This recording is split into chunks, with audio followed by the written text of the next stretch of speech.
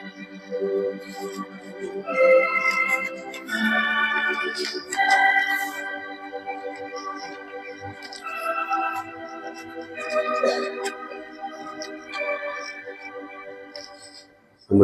தந்தையாகிய இறைவனிடமிருந்தும் அவருடைய குமாரனாகிய கிறிஸ்து இயேசுவிடமிருந்தும் நம் அனைவருக்கும் அருளும் சமாதானம் இருப்பதாக. ஆமென். காலை நேரத்திலும் வாசித்து தியானிக்கு தெரிந்து கொண்டிருக்கிற திருமறை பகுதி ஏற்கனவே வாசித்த மத்தேயு 3ஆம் அதிகாரம் 13 17 வரை உள்ள வசனங்களே கடைசி 16 17 மட்டும் வாசித்து நாம் தியானிப்போம். இயேசு ஞானஸ்நானம் பெற்ற உடனே ஜலத்திலிருந்து கரையேறினார். வானம் திறவுண்டது. தேவ ஆவி புறாவை போல் இறங்கி தம்மேல் வருகிறதை கண்டார். அன்றியும் வானத்திலிருந்து ஒரு சத்தம் பிறந்தது, இவரின் நேசகுமாரன், இவரில் பிரியமாயிருக்கிறேன் என்று உரைத்தது என்றார். ஜெபிப்போம். அன்பின் ஆண்டவரே,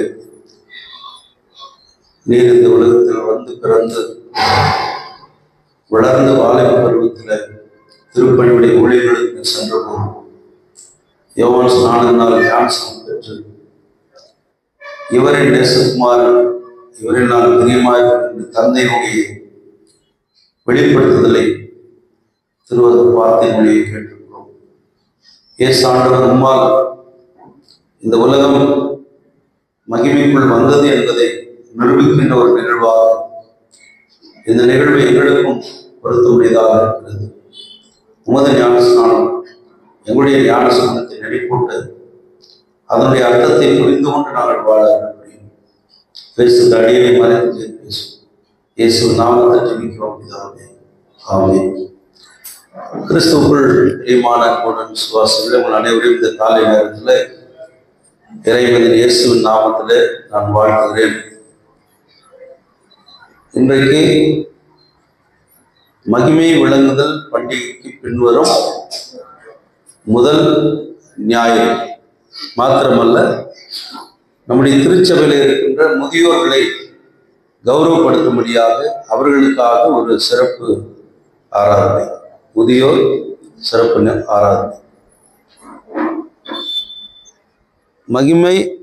மகிமை விளங்குதல் பண்டிகைக்கு பின்வரும் அப்படின்னு சொன்னோன்னே, மகிமை விளங்குதல் பண்டிகைன்னா எப்போ வந்துச்சு, எப்போ போச்சு? 6ஆம் தேதி போச்சு. அது பண்டிகை தானே. பண்டிகை எல்லாம் கொண்டாடணுமா இல்லையா? பண்டிகை கொண்டாடணுமா இல்லையா? மகிமை விளங்குதல் பண்டிகை நாம் ஏன் கொண்டாடலாம்? அது வழக்கத்தில் இல்லை அப்படின்னு ஒரு ஒற்றை வார்த்தையில நம்ம முடிச்சிருக்கோம். ஆனால் அதுக்கு முந்தின ஞாயிற்றுக்கிழமையோ அதுக்கு பிந்தின ஞாயிற்றுக்கிழமை அதனுடைய முக்கியத்துவம் என்ன என்பதை நம்ம தெரிஞ்சுக்கணும் இல்லையா? ஒரு சகோதரர் இடத்துல கேட்டார், மகிமை விளங்குதல் பண்டிகை என்ன? அப்போ அந்த மகிமை விளங்குதல் பண்டிகை குறித்த ஒரு முக்கியம் நமக்கு தெரியல. நீங்க சொல்லுங்க, இப்போ யாரு சொல்றது? மகிமை விளங்குதல் பண்டிகைன்னா என்ன?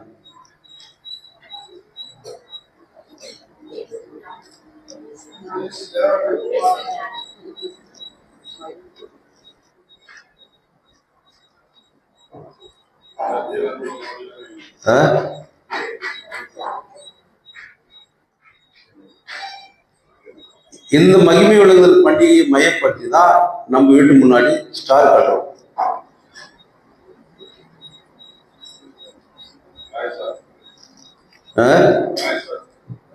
நியாயசாஸ்திரிகள், கிழக்கு சாஸ்திரிகள் 3 பேர் வந்தாங்க இல்லையா? அவர்கள் வந்து இயேசு குழந்தை பணிந்து கொண்ட நாள் தான் மகிமை விளங்குதல் பண்டிகை. எளிமையா உங்களுக்கு சொல்றோம். 3 சாஸ்திரிகள் எதை பார்த்து வந்தாங்க? வானத்துல ஒரு நட்சத்திரம் தோன்றியது. அது வந்து ஒரு சிறப்பு நட்சத்திரம், ஒரு வால் நட்சத்திரம். அந்த காலத்தினுடைய வானியல் ஆராய்ச்சியாளர்களுக்கு அது ஒரு ஆச்சரியமூட்டுகிற செய்தி மட்டுமல்ல, அப்படி தோன்றினால், ஒரு நட்சத்திரம் தோன்றினால் ஒரு அரசன் எங்கோ பிறந்திருக்கிறார் என்று அவர்களுக்கு ஒரு அர்த்தம். அப்ப அந்த அரசன் எங்கே பிறந்திருக்கிறான் என்று அவர்கள் தெரியாது அவங்களுக்கு. இப்ப அந்த நட்சத்திரம் அவர்களுக்கு முன்பாக வழிகாட்டுகிறது. இந்த நட்சத்திரத்தை ஃபாலோ பண்ணி தான் அவங்க போறாங்க. இப்ப அவங்க யூத ராஜ்யத்திற்குள்ள வந்த உடனே அவருடைய கவனம் எங்கே போகிறது? அரசன் எங்கே இருப்பான்? அரண்மனையிலே இருப்பான். நட்சத்திரத்தை விட்டு விலகி அரண்மனையை நோக்கி போறாங்க. இவங்களுக்கு வழிகாட்டின நட்சத்திரம் அதை விட்டுட்டாங்க. இவங்க உடனே அரண்மனைக்கு போறாங்க. அங்க ஏரோது சிற்றரசன் அவனிடத்துல போய் கேட்கிறார்கள். அவனுக்கு கோபம் வருகிறது. ஆனால் அமைதியாக உள்ளுக்குள்ளே கோபத்தை வைத்துக் கொண்டு அங்க இருக்கிற வேத ஆராய்ச்சியாளர்களை கூப்பிட்டு கேட்கிறான், இது போல எங்கேயாவது யூத அரசன் பிறந்திருக்கிறான். ஏன்னா அவன் தான் யூதருக்கு அரசன். அப்ப மீகா தீர்க்கதரிசன புத்தகத்தை எடுத்து மீகா தீர்க்கதரிசன புத்தகத்தில் இருக்கிற செய்தியை வாசித்து காண்பிக்கிறார்கள். பெத்லகேமே, யூதேயாவிலே சிறியவராக இருந்தால் உன்னிடத்துல பிரபு தோன்றுவார் அப்படின்னு ஒரு செய்தியை படிச்சு சொல்றாங்க. அப்ப ஏறது சொல்லுகிறார், நீ போய் என்ன செய்யுங்க, இந்த இடத்துலதான் அவர் பிறந்திருப்பார் பொழுது பெத்லகேமில், நீங்க போய் குழந்தைய பாருங்க, பார்த்துட்டு வந்து எனக்கு சொல்லுங்க, நானும் போய் அந்த குழந்தைய பார்க்குறேன். இப்ப அரண்மனை விட்டு வெளியே வந்தா மறுபடியும் அந்த நட்சத்திரம் நிற்குது. இப்ப அந்த நட்சத்திரத்தை மறுபடியும் அவங்க பின்பற்றுகிறார். நட்சத்திரம் போய் நின்ற இடம் பெத்லகேமில் சத்திரத்துல மாட்டுத் தொழுவத்துக்கு முன்பாக அது நேரடி இருக்கிறது. உள்ளே போய் பார்க்கிறார்கள்.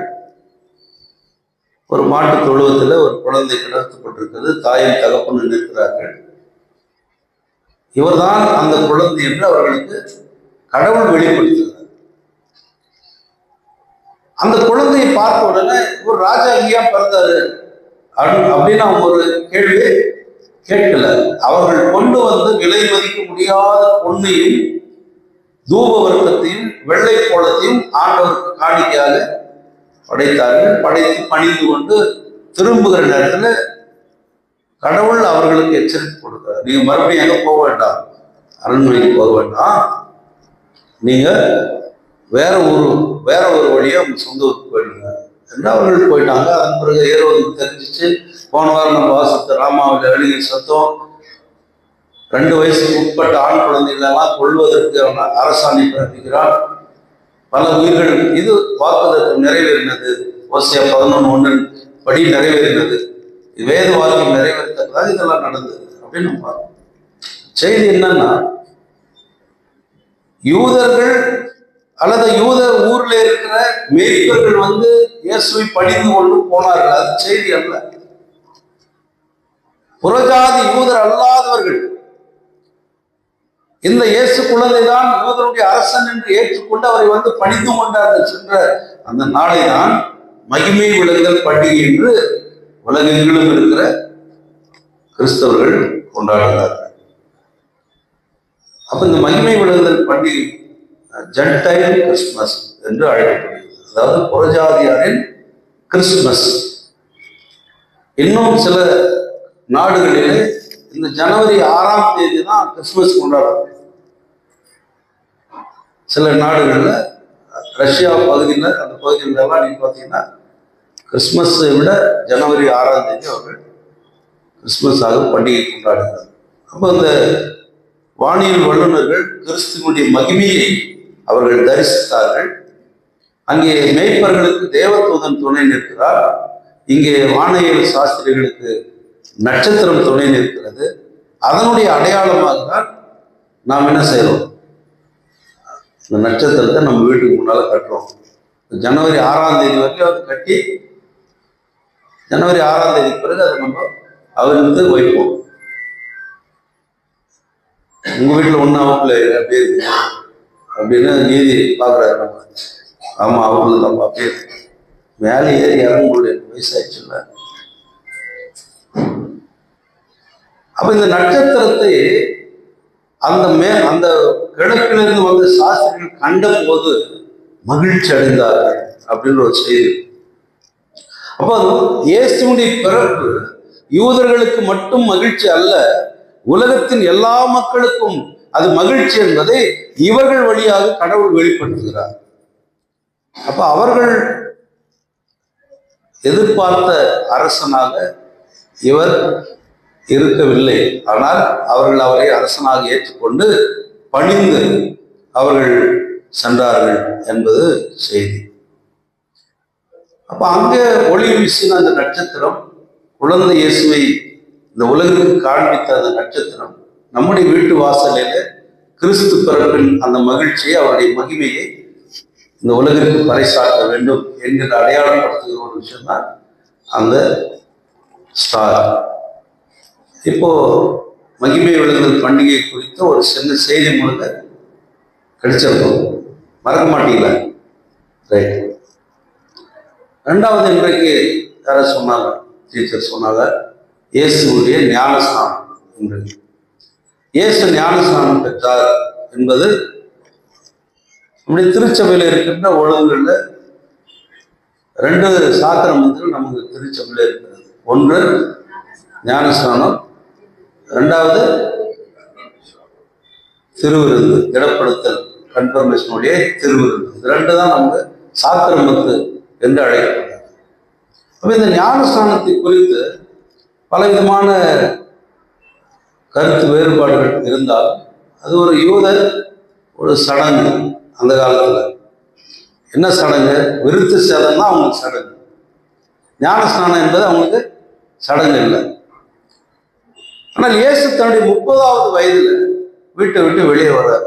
ஏன்னா ஒவ்வொரு யூதனுக்கும் 30 வயசு வரல அவங்க அப்பா அம்மாவுக்கு கடமையாற்ற வேண்டும். அதுதான் அவனுடைய கட்டளை.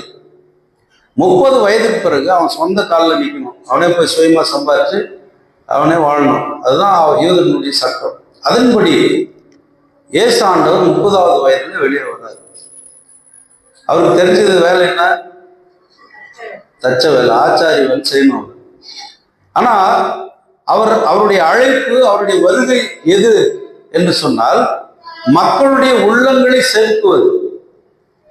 மக்களுடைய உள்ளங்களில் இருக்கிற அழுக்கை அல்லது சீர்கேடான வாழ்க்கையை அல்லது ஒழுங்கற்ற மரத்தை போல இருக்கிறவர்களை அழகாய் வடிவமைப்பது அவருடைய வேலை. இப்ப அந்த வேலைக்கு தான் அவர் வந்திருக்கார். இப்போ அதை வெளிப்படுத்தணும். இப்ப நான் தான் மேசியா, நான் தான் யூதருடைய ராஜான்னு சொல்ல முடியாது. ஏன்னா யூதருடைய ராஜா அரண்மனையில் பிறந்திருக்கணும். இவர் அரண்மனையில் பிறக்கவில்லை, ஒரு மாட்டு தொழுவத்தில் பிறந்திருக்கிறார். அவங்க அப்பா அம்மா யாருன்னு தெரியல, அவங்களுக்கு தச்சன் மகன் தானே அப்படின்றாங்க. ஆனால் இந்த தச்சன் மகன் தான் தாவீது ராஜாவுடைய வாரிசு.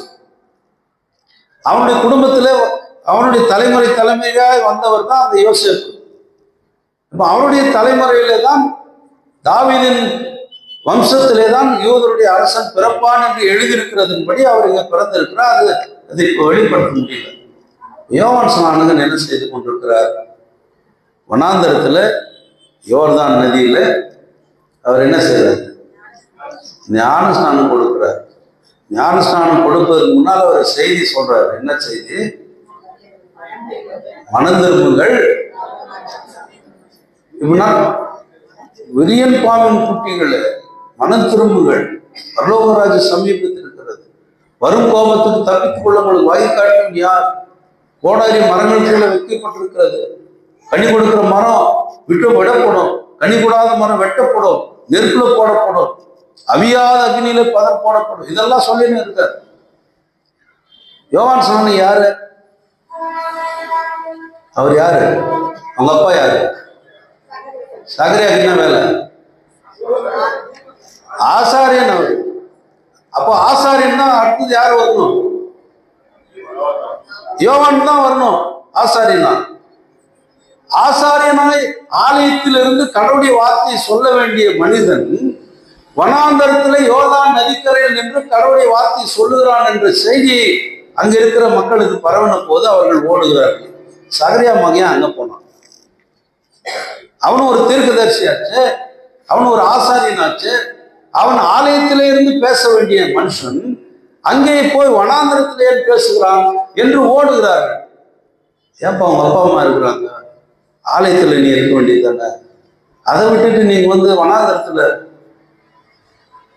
வெட்டுக்கிளி சாப்பிட்றியாம இல்ல, தேனை சாப்பிட்றியாமே, நல்ல துணியை போட வேண்டியதானப்பா, ஏமா அந்த சணல் அடியை போட்டுக்கிற, இப்படியெல்லாம் போய் பேசியிருப்பாங்க, கேட்டிருப்பாங்க. ஆனா அவருடைய சத்தம் என்ன? அவர் கடவுளுடைய சத்தம். கடவுளுடைய சத்தம் என்ன செய்கிறது?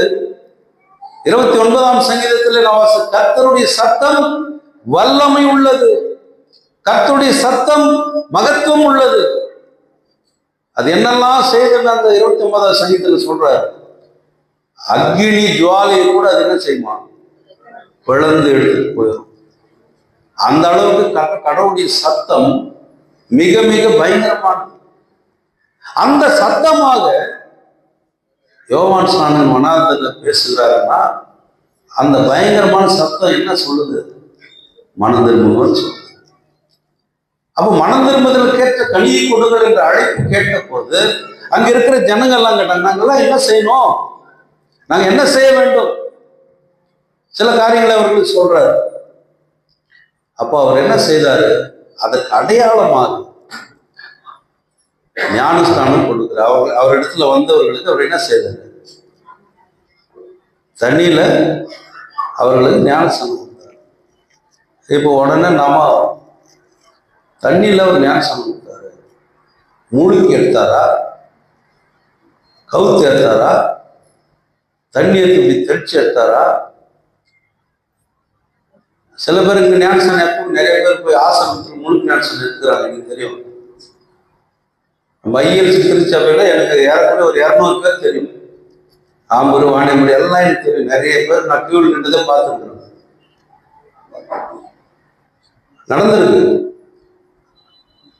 இங்க நம்முடைய நம்பிக்கை என்ன ஆகுதுன்னா, முழுசா தண்ணியில முழுகி இருந்தாதான் ஞானஸ்நானம் அப்படின்னு நம்ம நினைக்கிறோம்.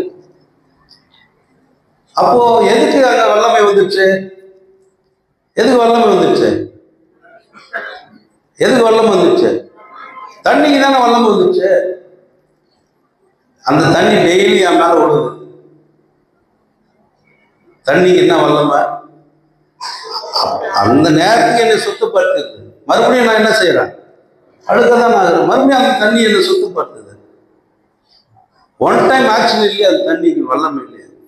தெளிப்பு ஞானஸ்தானம், முழுகு ஞானஸ்தானம், எதுன்னே தெரியல. சரி, இங்க ஒன்று இருக்குமோ, அங்கே போய் ஒன்று, அங்கே ஒன்று இருக்கு. எதில் கடவுள் கூப்பிடுறாரோ அதில் போகும்.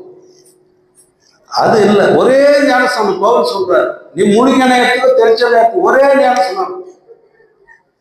சில நேரத்தில் இடத்துல கேட்பாங்க, அவங்கெல்லாம் பெந்தகோஸ்துல ஞானஸ்தானம் எடுத்துக்கிறாங்க, அவங்க ஏன் சபையில் சேர்ற அப்படின்னு சொல்லுவாங்க. திருப்பி ஞானஸ்தானம் கொடுத்தா தான் தப்பு. ஞானஸ்தானம் சர்டிஃபிகேட் ஒன்று எடுத்துட்டாங்கன்னா முடிஞ்சு போச்சுக்காரு. ஆனா அந்த பெந்தகோஸ்துக்காரர் நீங்க பார்த்தீங்கன்னா, நான் இதை ஓப்பனாக தான் சொல்றேன், இதெல்லாம் உலகத்துல எல்லாருமே பார்ப்பாங்க. நம்ம சபையை பிசாசு சாப்பிட்றோம், நம்ம சபை பிசாசு சாப்பிட்றோம். ஆனா அந்த சபையில் இருக்கிறவங்க, நம்ம சபையில் இருக்கிற ஸ்கூல்ல வேலை வேணும், சர்ச்சில் கல்யாணம் வேணும், கல்லறையில இடம் வேணும். ஆனா அது பிசாசு. சபையில் மட்டும் பிரச்சனை அது இல்லை, ஒரே ஞானஸ்தானம். பவுல் சொல்றாரு. இங்க நிறைய ஞானஸ்தானத்தை பற்றி வேதம் நமக்கு சொல்லுகிறது. மேகங்களில் அக்னி ஸ்தம்பங்களின் கீழே இஸ்ரவேல் மக்கள் வனாந்தரத்திலே ஞானஸ்தானம் பெற்றார்கள். ஆவியின் வழியாக ஞானஸ்தானம் பெற்றார்கள். பல்வேறு நிலைகளிலே அக்னியின் வழியாய் ஞானஸ்தானம் கொடுக்க போகிறார் ஆண்டவர் இயேசு என்று யோவான் அவரை சுட்டி காட்டுகிறார். நான் தண்ணீர் கொடுக்குறேன், ஆனா அவரு எனக்கு பின்னால் வரவரை எப்படி கொடுப்பாரு? ஆவியினாலும் அக்னியினாலும் கொடுப்பார். அப்போ ஞானஸ்நானத்தை குறித்து பல்வேறு விமர்சனங்கள் இருந்தாலும் நம்முடைய நம்பிக்கை என்ன? அந்த தண்ணிக்கு எந்த சக்தியும் கிடையாதுங்க. தண்ணிக்கு சக்தி கிடையாது. சில நேரத்தில் நம்ம தப்பா நினைக்கிறோம். கடற்கரையில் போய் நின்று கடல் என்ன கலரு, என்ன கலரு? நீல கலரு. அப்ப அந்த தண்ணி நீல கலரு தான் இருக்கணும். தண்ணி எப்படி கையில் எடுத்து பார்த்தா இது எப்படி இருக்கு? வெள்ளையா தான். அருமையான தண்ணி. இந்த மெட்ராஸ் மெரினா பீச்சில் இருக்குது தண்ணி, சூப்பர் தண்ணி. அங்கேயும் வேளாங்கண்ணில இருக்குது தண்ணி, அவ்வளோக்குங்க. அது அங்கே பாருங்க. நம்ம இதில் போனீங்கன்னா, கோவாவில் போனீங்கன்னா அதோட பெரிய தண்ணிங்க, சூப்பராக இருக்குதுங்க தண்ணிங்க. எல்லா தண்ணி உப்பு தண்ணி தான். நீ அதை எடுக்கிற பொருள்ல இருக்கு. நீல கலர்ல அது இல்லை தண்ணி. ஆனால் நம்ம என்ன செய்யறோம்? அது நீல கலர். அப்படிதான் ஞானஸ்நானத்தை குறித்து தவறான எண்ணங்கள் நமக்கு. மார்ட்டின் லூத்தர் சாஸ்திரியால் கத்தேலிசு புத்தகத்துல மிக தெளிவாக சொல்லுகிற ஞானஸ்நானம் என்ன செய்கிறது? அது வெறும் தண்ணீராயிராமல் தண்ணீரோடு கூட பிதா, குமாரன், பரிசுத்த ஆவியானவரின் திருப்பெயரால் நான் உனக்கு ஞானஸ்நானம் கொடுக்கிறேன். மத்திய 28ஆம் அதிகாரத்துல 19ல இருந்து ஆண்டவர் சொன்ன கட்டளை அது. நீங்கள் புறப்பட்டு போய், நம்ம சர்ச்சுக்கு வரவங்க தான் ஞானஸ்நானம் கொடுக்குறோம். புறப்பட்டு போய் அங்க சகல ஜாதிக்கு கொடுக்குறோம். கொடுத்துருக்குறோமா? ஆமா, நாங்க ஏதோ ஐசிடிக்கு படிச்சு அங்க ஒரு 10 பேர் கூட்டு வந்தாங்க, ஞானஸ்நானம் கொடுக்க வச்சோம், இன்னும் போயிட்டாங்க, முடிஞ்சு போச்சு. அவங்க தான் பெருமையா சொல்லி 190 பேர் ஞானஸ்நானம் கொடுத்துருக்குறேன். நான் என்னுடைய ஊழியத்துல நெற்குந்தில எல்லாம் 190 பேர் ஞானஸ்நானம் கொடுத்துருக்குறேன். அமெரிக்காவில் மிஷன் இதில் வந்து என்னுடைய படம் போட்டு இவ்வளோ பேருக்கு இந்த ஞானஸ்நானம் கொடுத்துக்கிறாருன்னு சொல்லிட்டு ஆர்வஸ்ன்ற புத்தகத்தில் வெளியிட்டாங்க. எனக்கு கிரீடமாக கொடுத்துட்டாங்க. அது ஏன் வேலை இல்லை, அது செஞ்சது யாரு? விளைய செய்கிறவர் தேவன், நான் அல்ல. அவர் விளைய செய்கிறார். நாம சும்மா போய் வசனத்தை சொல்லிட்டு தான் வரோம், அவ்வளவுதான். இதுல என்ன நமக்கு பெருமைது? ஞானஸ்நானம் கொடுக்கறது பெரிய விஷயமே இல்லைங்க. இந்த பக்கத்துல கிறிஸ்தவத்துல ஒரு ஊழியக்காரர் இருக்காங்க, கணவன் மனைவியா, மிலிட்டரியில இருந்து ரிட்டையர்ட் ஆயிருக்காரு. அவர் வீட்டில் ஒரு ஞானஸ்நான ஆராதனை வச்சிருக்காரு. அப்போ அவர் என்னையும் அழைச்சிருக்காரு. யார் ஞானஸ்நானம் கொடுக்குறதுன்னா அந்த தொட்டி கட்டி இருக்கிறாங்க, அது முழு ஞானஸ்நானம். அப்போ சார்லஸ் மகேந்திர பாஸ்டர் சொல்லியிருக்கிறான், அவர் வருவார். 11 மணிலேருந்து அவர் வருவார் வருவார் வருவார். விழித்திருந்து 2 மணி வரையும் அவர் வரவே இல்லை. இப்போ நான் சொல்றேன், ஐயா எனக்கு நிறைய வேலை இருக்குது, நான் போகணும், பஸ் வேற இருக்குது.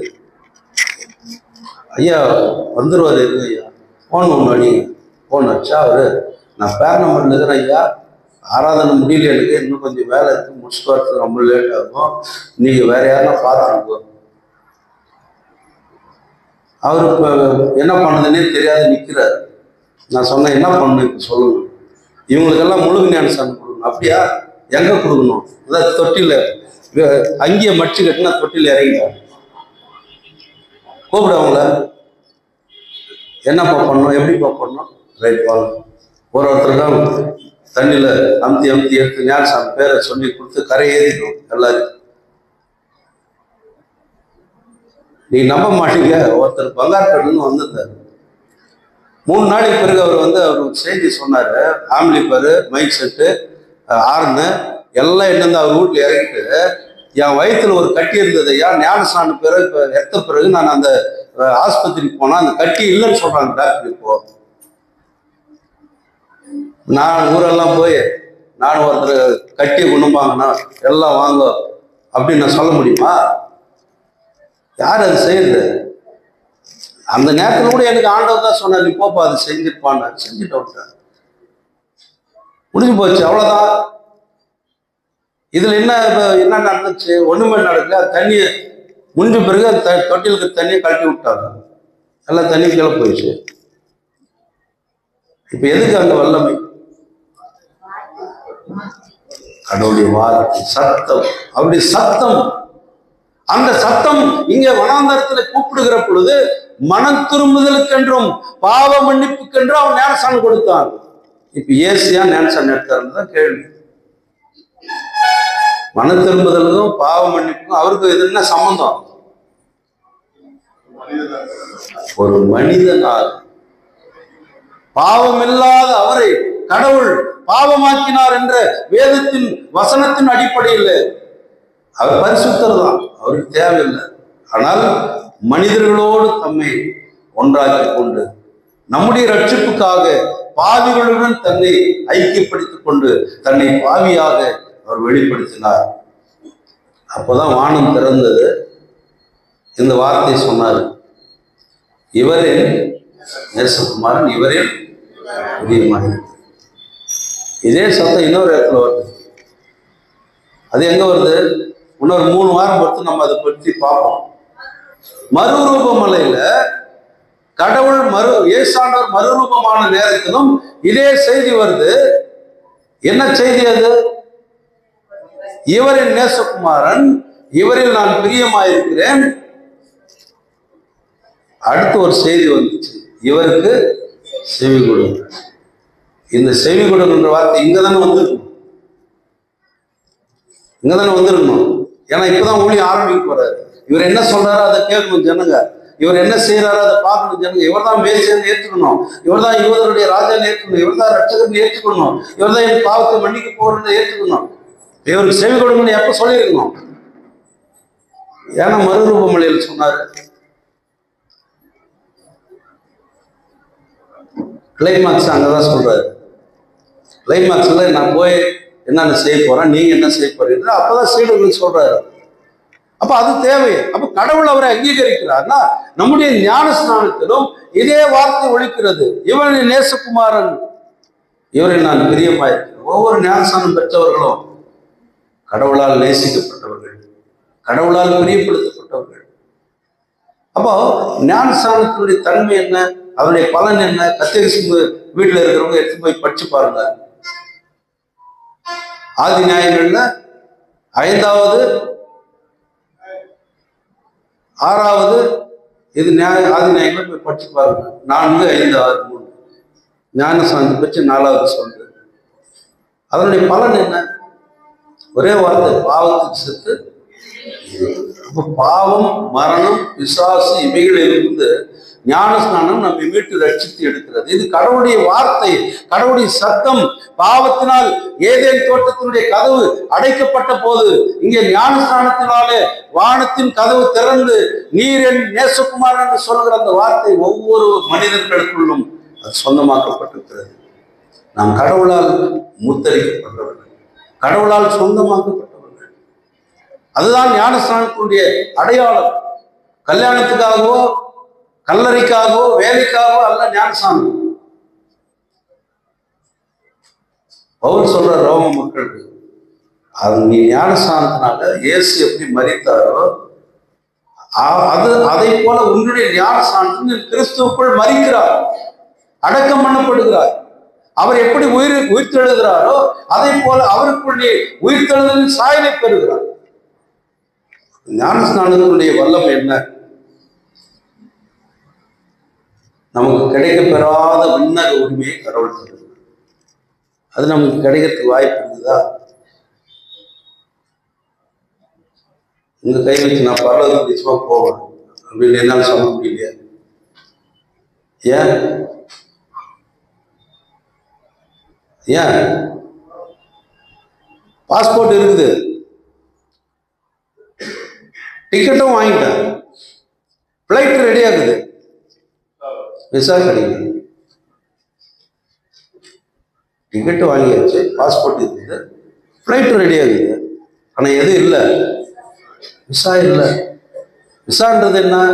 நீ ஒரு வெளிநாட்டுக்கு போனேன்னா அந்த நாட்டில் எத்தனை நாள் நீ தங்க போறியோ அதுக்கான அனுமதி சீட்டு. அதுக்கு நிறைய விசா இருக்குது. டூரிஸ்ட் விசா இருக்குது, ஒர்க் பர்மிட் விசா இருக்குது, ஷார்ட் டைம் விசா இருக்குது, லாங் டைம் விசா இருக்குது, பர்மனன்ட் விசா இருக்குது. அமெரிக்கா போன்ற தேசங்களில் போனீங்கன்னா பர்மனன்ட் விசானா கிரீன் கார்டு போட்டு கொடுத்துருவோம். நிரந்தர அந்த நாட்டினுடைய நிரந்தர உறுப்பினர் அப்படின்னு. இப்போ நீ நிரந்தர உறுப்பினராய் பரலோகத்தில் போக வேண்டும் என்று சொன்னால் விசா பெறுவதற்கான பிரச்சனை எதுவும் இருக்கிறது, இமிகிரேஷன்ல பிரச்சனை இருக்கு. அப்படிதானே சாலமன் ராஜ்? இமிகிரேஷன்ல ஒரு பிரச்சனை இருக்கு, உள்ள போக முடியாது. என்ன பிரச்சனை இமிகிரேஷன்ல? உன் பேக்ல எதோ வச்சுருக்க, கீன்னு சவுண்ட் போடு, எடு. உன் பாக்கெட்ல என்ன வச்சுருக்க, எடு, சவுண்ட் போடு. பெல்ட்டை கழட்டு, ஷூவை கழட்டு, வாட்சை கழட்டு, மோதிரத்தை கழட்டு, எல்லாத்தையும் கழட்டு. கட்சியில் பார்த்தா ஷூக்கு அடியில் ஒரு கோல்டு வச்சுருக்கிறாரு. இந்த மாதிரி நிறைய பிரச்சனை இருக்கு. இமிகிரேஷன் நம்முடைய சரீரத்துல, நம்முடைய உள்ளத்துல இமிகிரேஷன் ப்ராப்ளம் நிறைய இருக்கு. உனக்குள்ள இருக்கிற பலவிதமான பாவ செயல்கள், அக்கிரமான செயல்கள், இதெல்லாம் விட்டு தான் நம்ம வெளியே போகணும். அப்பதான் நம்ம பரலோகத்துக்கு போவோம். அப்படின்னா ஞானசானம் தான் இதை நமக்கு செய்யுது. நம்ம குழந்தையிலே ஞானசானம் கொடுத்தா நம்ம என்ன பண்றது, என்ன தெரியும் அந்த குழந்தை. அதனாலதான் நாங்கள் பெரியவங்களை அனுப்பி ஞானசானம் கொடுக்குறோம்.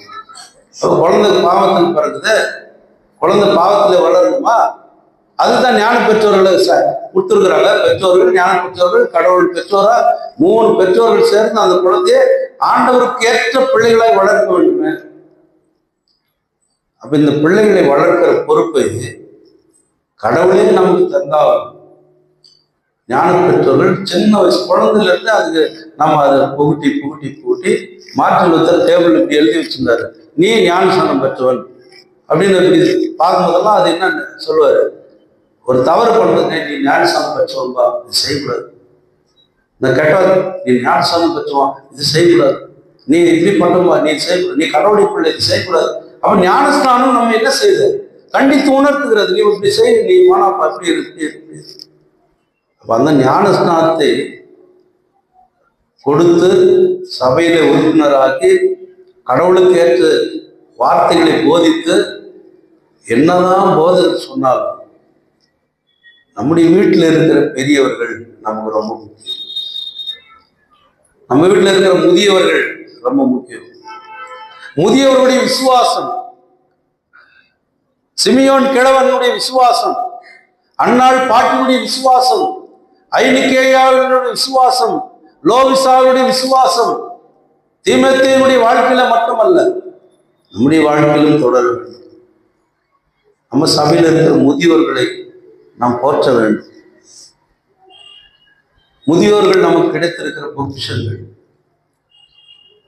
அதுல இஸ்லாமிய சகோதரர்கள் பார்த்தா எனக்கு ரொம்ப பிடிக்கும். ஏன் தெரியுமா, நடக்கவே முடியாது இருப்பாங்க, ஆனாலும் அவங்க தாங்கி சுமப்பாங்க, வண்டியில கூண்டு போவான், அழுத தூக்கிட்டு போவான், நாம முகம் சொல்லிப்போம், ஆனால் அதை சந்தோஷமா செய்வான். நம்ம பெற்றோர்களை பார்த்தா எப்போ போன்னு தெரியல, ரொம்ப உயிர் எடுக்குது அப்படின்னு நம்ம. ஆனா அவங்க அப்படி சொல்றதே இல்லை. நீ நன்றாயிருப்பதற்கு, நீ நெடுநாள் இழைப்பதற்கும் தகப்பனும் தாயை கனம் பண்ணுவாயாக அப்படின்னு சொன்னா அவர்களை நாம் கனப்படுத்துவதுதான் ரொம்ப முக்கியம். அதனாலதான் இன்னைக்கு சபை என்ன செய்யுது, முதியோர் நேரம் வச்சிருக்கோம். ஏசாண்டவர் 30 வருடங்கள் பெற்றோர்களுக்கு அடங்கி நடந்தார், பெற்றோர்கள் கீழ்ப்படிந்திருந்தார். இன்றைய தலைமுறையினர் இது போன்ற பெற்றோர்களுக்கும் முதியவர்களுக்கும் மதிப்பு கொடுப்பதே இல்லை. சில நேரத்துல முதியோர்களும் சில நேரத்துல என்ன செய்யணும், கொஞ்சம் சைலண்டா. பிள்ளைகளை கோபப்படுத்தாதீர்கள், பெற்றோர்களே உங்கள் பிள்ளைகளை கோபப்படுத்தாது. அதே போல பிள்ளைகள் பெற்றோர்கள் என்ன செய்யணும், 1 தீமோத்தேயு 5ஆம் அதிகாரம் 1 வசனத்திலே சொல்றாரு, அவங்க என்ன செய்யாத, நீ அவர்களை நீ ஒன்றும் அவங்களை தள்ளி விடாது, அவங்களை பாதுகாத்துக்கொள். வேதம் நமக்கு நிறைய சொல்றது, கடவுளே சொல்றார் 92ஆம் சங்கீதத்துல, நீதிமான் முதிர் வயதிலும் கனி தருவான். அவனுடைய ஆலோசனை கேள்வி. சில நேரத்துல அந்த ஆலோசனை நமக்கு நல்லதா இருக்கும். நரைமயிர் அழகிய கிரீடம்ன்றார், நீதிமான் அதற்குள் தங்குவான். நீதிமான் அவங்க எல்லாம் ஒரு நீதிமானா இருக்கும். முதிர் வயது மட்டும் நான் மாறாதவர் என்று எஸ்ஐயா 46 சொல்றாரு. முதிர் வயது மட்டும் நான் மாறாது. அப்ப தீமோத்தேயுக்கு பவுல் சொல்லும் போது என்ன சொல்றாரு, முதிர் வயது உள்ளவர்களை நீ என்ன செய்யுமா, தகப்பனை போல நடத்துகிறார். முதிர் வயது உள்ளவர்களை தகப்பனை, எங்க அப்பா அம்மா மட்டும் இல்லைங்க, யாரு பாக்குறோமோ பெரியவர்களை பார்த்தா, சில நேரத்தில் நானே சில பெரியவர்களை பார்த்தா ஓடிடும். தெரிஞ்ச ஒருத்தர் இருக்காரு, ஒரு பார்த்தவன்ட்டு எப்படி மகனை உங்கள் அப்பா எப்படி இருக்கிறாரு? ஒரு 100 முறை ஒன்று சொல்லிட்டு எங்கள் அப்பா செத்து 10 வருஷம் ஆச்சு. பார்க்கும் போதெல்லாம் கேட்பாரு, உங்கள் அப்பா எப்படி இருக்கிறான்? அப்பா அவர் தான் செத்துட்டா இருப்பா. ஆமாண்டா ஆர்டர். அப்புறம் அவங்க எதிர்ப்பு புள்ளி வைப்பார். இதுவும் 10 முறை சொல்லிட்டேன் அவங்க. இப்போ எங்கே இருக்கீங்க? இதுதான் வாணியம்பள்ளி தான். வாணியம்பள்ளி இல்லையா? தெரியவே இல்லையா எனக்கு? இதான் 100 முறை சொல்லியிருப்பாங்க. ஏன்னா அவங்களுடைய மறதி இருக்கும் சிலர். அதுக்கு பயந்து நான் என்ன பண்ணிடுவேன், தூரத்தில் பார்த்தனப்ப வராது வந்து இந்த பக்கம் போயிருக்கேன். அவாய்ட் பண்ணி போகிறது சில நேரத்தில் இருக்கு. அப்போ முதிர் வயதில் இருக்கிற மக்களை நாம் என்ன செய்யணும்? ஏற்றுக்கொள்ள வேண்டும்ன்ற. முதிர் வயதில் இருக்கிறவங்களை ஏற்றுக்கொள்ளுங்க. எப்படி? அவங்க மனம் புண்படாமல் ஏற்று அன்பு செலுத்துங்க. அவங்கள பராமரிக்கிறதுல ஒரு ஒரு பகுதி இருக்கு. அதில் நம்ம எதை சொல்றதுக்கு இல்லை. அவர்களை கடிந்து கொள்ளக்கூடாது. உன் தாயை கிழவின்னு சொல்லாதுன்றாரு சாலமன் பேரரசு. உன் தாயை கிழவின்னு சொல்லாதுன்னா அது இகழ்ச்சின்றார். அவர்களை கனம் பண்ணுவதற்கு நாம் அவர்களை ஏற்றுக்கொள்ளுதல் முக்கியம். 2வது அவர்களுக்கு உதவணும். எப்படி உதவணும்? கொஞ்சம் நெல் உங்கள்கிட்ட கொஞ்சம் பேசுங்க. வேலை வீட்டில் வயசான என்ன சொல்றாங்கன்னு கேட்கணும். அவங்க வார்த்தையை கேட்கணும்.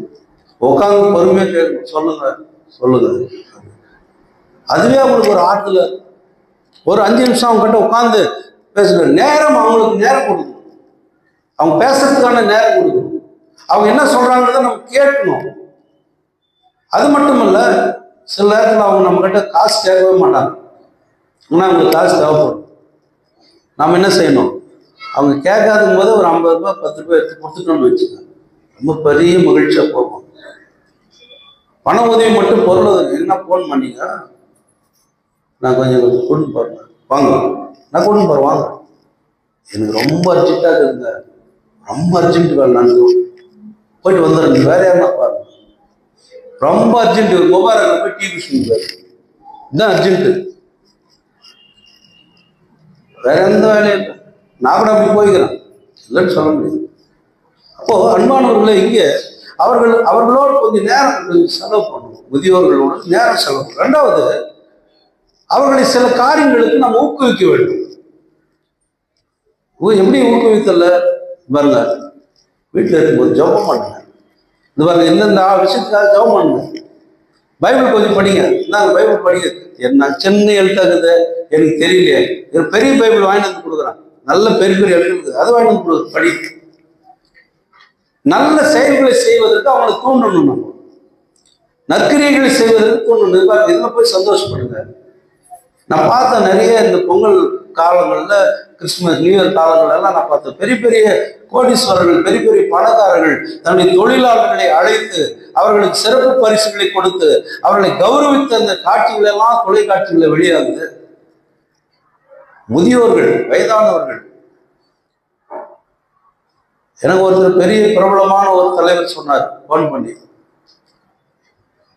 அக்கா ரொம்ப சிக்காகிறாங்க, அவங்கள பார்க்கறதுக்கு வீட்டில் இல்லை, என்ன செய்யலாம்? நான் சொன்னேன், ஏன் எனக்கு அவனுக்கு சண்டை வருது, அவங்க அக்கா வீட்டுக்காரரையும் அக்காக்காரங்க, அவங்க மனைவிக்கும் அவருக்கும் சண்டை வருது, என்ன செய்யலாம்னா அழுறாரு. அவருக்கு அண்ணன் ஒருத்தர் இருக்கிறாரு, இந்திய சுவிசேஷத்தில் தைச்சவர்கள் மிக சிறந்தவர் ஒருத்தர் இருக்கிறாரு, அவர்கிட்ட அவர் போய் கேட்க மாட்டேங்கிறாரு. அவர் செய்வார், ஆனா போக மாட்டாரு. என்னதான் செய்யலாமா? எங்க அக்காவை எங்கன்னா முதியோர் சார், அப்படியா, சரி, ஆட்டோவில் ஏற்றி எட்டு வந்துடு, ஆட்டோவில் ஏற்றி வாங்க முடியும். அவங்களுக்கு ஹேண்டிகேப், ஒரு பக்கம் நடக்கிறது கஷ்டம். கூட்டின்னு வந்து கருணை இல்லத்தில் போய் டேவிட் சுபாஷ் கிட்ட போய், ஐயா ஒரு அம்மா இருக்கிறாங்க சார், அவங்க யாரும் இல்லையா இருக்கிறாங்க, அக்காங்கிறாங்க, அண்ணங்கிறாங்க, அப்பெல்லாம் சேர்க்க முடியாது. என்ன ஐயா நான் வந்துக்கிறேன், அப்படி என்னன்னோ பேசி கடைசியில் சரி நான் சேர்த்துக்கிறேன், ஆனால் நீ உத்தரவாதம் கொடுக்கணும். என்ன, நாங்கள் வந்து எதுவும் பார்க்க மாட்டோம், நாங்கள் எதுவும் கேட்க மாட்டோம், அவங்களுக்கு எதுவும் செய்ய மாட்டோம், நாங்கள் திரும்பி இங்கே வரமாட்டோம்னு எழுதி கொடுக்க சொல்ல. நான் சொன்னேன், அதெல்லாம் எழுதி கொடுக்க மாட்டோம், நீ வச்சுக்கிறத வச்சுக்கலாம் வச்சுட்டு நாங்கள் பார்த்துக்குறோம். என்ன இது அப்படின்னு சொல்லிட்டு சரி சேர்த்து விட்டு இப்போ இன்னைக்கு அவங்க அம்மா அங்கே தான் இருந்தது, மருந்து மாத்திரை எல்லாம் இருந்தது. இப்போ அந்த ஆள் படுத்து படிக்கிட்டோம், தம்பிக்காரன் படுத்து படிக்கிட்டோம். இப்போ என்ன பண்ணுறது?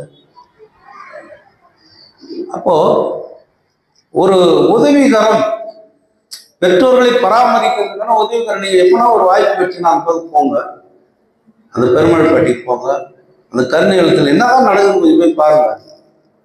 எவ்வளவு மன வளர்ச்சி குன்றியவர்கள் இருக்கிறாங்க, பெரியவர்கள், வயதான பாட்டிங்க, தாத்தாங்க. சோறு இல்லை வெளியே அவங்களுக்கு, வீடு இல்லை வெளியே அவங்களுக்கு, துணி இல்லை வெளியே அவங்களுக்கு. ஆனா உள்ள போய் பாருங்க, சிறப்பான சாப்பாடு இருக்கு, சிறப்பான பாதுகாப்பு, சிறப்பான கவனம் இருக்கு. நான் ஏற்கனவே சொன்னேன், இவருடைய குரு ஒருத்தர் சென்னை இதில் பெங்களூர் இருக்கிறாரு, 800 கிளாஸ்ல லிங்கராஜபுரத்து பக்கத்துல ஒரு கிராமத்துல உள்ள போனா, ஒரு 5 கிலோமீட்டர் உள்ள போனா அங்க ஒருத்தர் இருக்கிறாரு, ஆட்டோ ராஜா அவர் பேர். நம்ம பக்கத்துல கொடாஞ்சி பக்கத்துல தான் ஒரு ஊர்.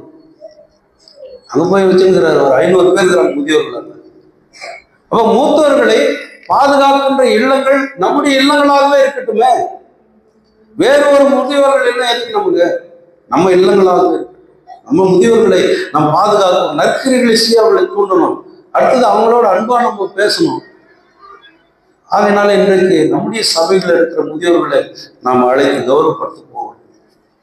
அதில் அவர்களுக்கு ஒரு சின்ன சந்தோஷம் இருக்கும், இந்த சபை என்னை அங்கீகரிக்கிறது. வீட்டில் ஒதுக்கினாலும் சபையில் என்ன பார்த்துக்கிறாங்க கொடுப்பா. மருத்துவ வசதி இல்லாத மக்களுக்கு ஒரு சின்ன உதவி என்னால் தனியாகவே செய்ய முடியும், எங்களால் தனியாக செய்ய முடியும். ஏன்னா எனக்கு தெரிஞ்சதை நான் சொல்ல முடியும். இலங்கையில் இருக்கிற என்னுடைய நண்பர் அனுப்புறான், டெய்லி 200 போட்டோ அனுப்புறான், 100 போட்டோ அனுப்புறான். உங்க சபையில சொல்லுங்க ஐயா, ஜெபம் பண்ணுங்க எங்களுக்காக. பெரிய உதவி எங்களுக்கு தேவையில்லை. இப்போ பாய் வேணும், பெட்ஷீட் வேணும், இந்த பிள்ளைங்க ஸ்கூலுக்கு போகிறதுக்கு பேக் வேணும், எதனா செய்யுங்க. நான் ஒரே வார்த்தை சொன்னேன், இப்போ முடியாது, இப்போ முடியாது. ஏன்? கிறிஸ்மஸ்ஸு, நியூ இயரு, பொங்கல் 3 பண்டிகைகளை வச்சுட்டு நாங்கள் யாருக்கிட்டையும் போயிட்டு என்ன செய்ய முடியும்? உதவி கேட்டு வாங்கி கொடுக்க முடியாது. ஒரு 2 மாதம் வெயிட் பண்ணுங்க, நிச்சயமாக நாங்கள் வந்து செய்யணும்னு சொல்லியிருக்கிறோம். ஏன்னா நம் இயன்றதை நாம் அவர்களுக்கு செய்யணும். மற்றவர்கள், பெரியவர்கள், முக்கியமாக மூத்தவர்கள், முதியோர்கள், அவர்களை நாம் எப்பொழுதும் பாதுகாப்பாய் வைத்துக் கொள்ள வேண்டும். அதுதான் இந்த சிறப்பு ஆராதனை. இப்ப நல்லா நீங்க யோசிங்க, ஆண்டவர் எப்படி மகிமைப்படுவார்? பிரஜாதிகளின் மத்தியில மட்டுமல்ல, நம் மத்தியிலும் அவர் மகிமை அடைந்தார். நம்மால் அவர் எப்படி மகிமை அடைந்திருக்கிறார்? through our baptism, ஞான ஸ்நானத்தின் வழியாய் அவர் நம்மில் மகிமை அடைந்தார். நீங்க உங்கள் பெற்றோர்களை, முதியோர்களை கனம் பண்ணுங்க, இன்னும் ஆண்டவர் மகிமை அடைந்தார். அப்போ 3 in 1 3 செய்தி கேட்டிருக்கீங்க. மகிமை உலகில் பண்டிகை செய்தி, ஞான ஸ்நானத்துடைய அர்த்த பண்டிகை, முதியோர்களை சிறப்பிக்கிற. அப்போ முதியோர்களை நாம் மதித்து ஏற்றுக்கொண்டு, இது எல்லாமே ஒரே உடையதான். எது? ஆண்டவருக்குள், ஆண்டவருடைய அன்பில், ஆண்டவருடைய அன்பின் நிமித்தமாக நாம் செய்ய வேண்டிய நம்முடைய கடமைகள் இது, அவ்வளவுதான். ஏன்னா ஞானஸ்தானம் அவருடைய கட்டளை, நீ இதை போய் செய்யுன்னு சொல்லியிருக்கிறது, அது கட்டளை. மகிமை விலகுதல் என்பது அவர் என்னை மகிமைப்படுத்தியிருக்கிறார், இருளில் இருந்து என்னை வெளிச்சத்தில் கொண்டு வந்திருக்கிறார். நட்சத்திரம் எப்படி ஒளி வீசி பிரகாசிக்கிறது, அது போல என்னை இந்த உலகிற்கு சாட்சியை பிரகாசிக்க வைத்திருக்கிறார். அதை நான் எங்கேயோ இருந்து ஆரம்பிக்க வேண்டிய அவசியம் இல்லை, என் வீட்டில இருந்து நான் ஆரம்பிக்கணும். என் வீட்டில் இருக்கிற முதியோர்களுக்கு நான் வெளிச்சமா இருக்கணும், என் வீட்டில் இருக்கிற பெரியவர்களுக்கு நான் வெளிச்சமா இருக்கணும். என் பக்கத்து வீட்டில், அப்புறம் பக்கத்து தெருவு, அப்புறம் பக்கத்து ஊர், அப்புறம் பக்கத்து கிராமம். அப்படிதான் இதை நாம் தொடர் செய்தியாக முடியும். எனவே இன்றைக்கு ஆண்டவருடைய ஞான ஸ்நானம் நம்மை மீட்டு கொண்டது, ரட்சித்துக் கொண்டது, பாவத்திலிருந்து மரணத்திலிருந்து என்னை விலக்கி புதிய வாழ்வுக்கு என்னை அழைத்து சென்றது. அந்த புதிய வாழ்வின் ஆசீர்வாதங்கள் இன்றைக்கும் நம்முடைய வாழ்க்கையில் தொடர வேண்டும் என்று சொன்னால் கிறிஸ்துவின் நாமத்தை மேம்படுத்துகிற நற்கிரியைகளின் மக்களாய், நல்ல செயல்களின் மக்களாய் நாம் தொடர்ந்து வாழணும். அப்படி நாம் வாழ பரிசுத்த ஆவியானவர் நமக்கு துணை புரிந்து நம்மை ஆசீர்வதித்து காப்பாராக. ஆமென். எல்லாவற்றுக்கும் மேலான தேவ சமாதானம் நம்ம இருதயங்களில் கிறிஸ்துவுக்குள் காத்துக் கொள்வதாக. ஆமென். ஸ்தோத்திரப்படி பாடுவோம்.